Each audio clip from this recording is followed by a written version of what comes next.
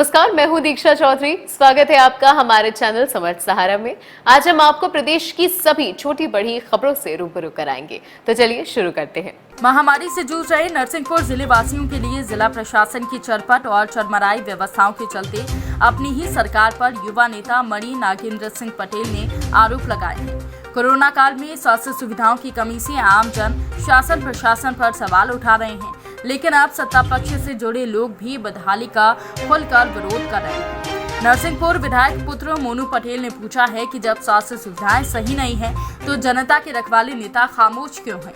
विधायक पुत्र ने सामुदायिक स्वास्थ्य केंद्र और गोटेगांव नगर में बनी श्री राम हॉस्पिटल में बने कोविड केयर सेंटर का निरीक्षण करते हुए ये बातें कही। एक दिन पहले उन्होंने इंटरनेट मीडिया पर अपना दर्द बयां कर शासन के ढुलमुल रवैये पर निराशा जताते हुए कहा कि मरीज ऐसे में जो जांच नहीं करा पा रहे हैं और अधिकांश घरों में रहकर इलाज करा रहे हैं, ऐसी स्थिति में सरकारी आंकड़े और जमीनी स्थिति में बहुत ज्यादा अंतर है। रेमडेसिविर इंजेक्शन भी पर्याप्त मात्रा में नहीं मिल रहे हैं। गोटेगांव में केवल 2 दिन में 3 इंजेक्शन ही उपलब्ध कराए गए हैं। जनता आपको कभी माफ नहीं करेगी। मरीजों को पर्याप्त ऑक्सीजन भी उपलब्ध नहीं है, जिससे मौत के आंकड़े भी लगातार बढ़ रहे हैं। प्रदेश के स्वास्थ्य और जिले के प्रभारी मंत्री सब कुछ जानते हुए भी अनजान बनकर खानापूर्ति में लगे हैं। साफ तौर पर कहा है कि शमशान में जाकर देखिए हालात, कुछ तो मानवता रखिए। तो लोगों को लग रहा है कि हम सरकार के खिलाफ जा रहे हैं। हम अपनी सरकार से ही तो विनती करेंगे ना।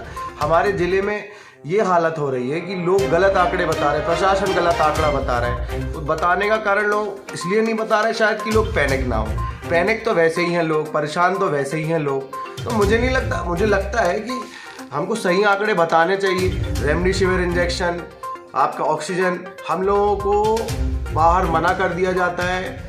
यदि हम जबलपुर जाते हैं तो जबलपुर में बोलते हैं कि हमको कलेक्टर ने मना किया है कि हम पहले ऑक्सीजन अपने ज़िलों को देंगे, हमारे ज़िले को नहीं देंगे। हमारे ज़िला क्यों अलग से माना जा रहा है ऐसा? हमारे यहाँ इतनी कंडीशन ख़राब है। हमारे गोटेगांव में 2 दिन से 60 मरीज एडमिट है। 2 दिन में सिर्फ 3 रेमडेसिविर इंजेक्शन दिए गए।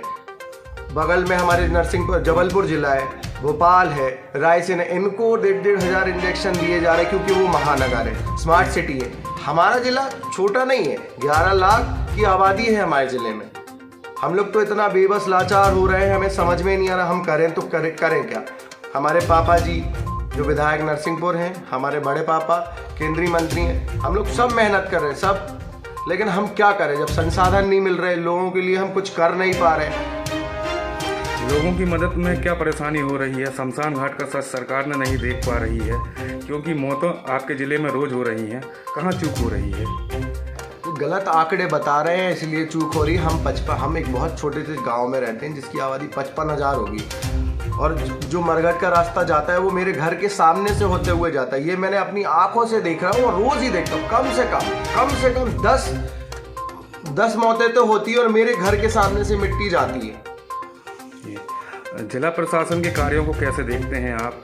इस तरह लिखने से आपकी सरकार और आपके परिवार के जनप्रतिनिधियों की छवि, खबर से क्या असर होगा? नहीं, हमारी छवि और ना हमारी परिवार की कोई छवि धूमिल नहीं हो रही है। हम जितना कर सकते हैं, हम अब ग्राउंड लेवल पे हम रोज़ काम करते हैं। हमको इसलिए दुख होता है, देख रहे हैं हमारी क्यों छवि खराब होगी। हम तो लोगों के लिए कर रहे हैं और जहाँ तक बन पड़ेगा हम करेंगे। और रही प्रशासन की बात नरसिंहपुर जिले की, तो वो कालाबाजारी करवा रहे हैं, क्योंकि इंजेक्शन कहाँ से उपलब्ध हो रहे हैं लोगों को? कहाँ से आप 20,000 25,000? कल एक महिला आई थी, उसने मेरे को बताया कि 24,000 में जिला अस्पताल से इंजेक्शन खरीद के लाई है वो।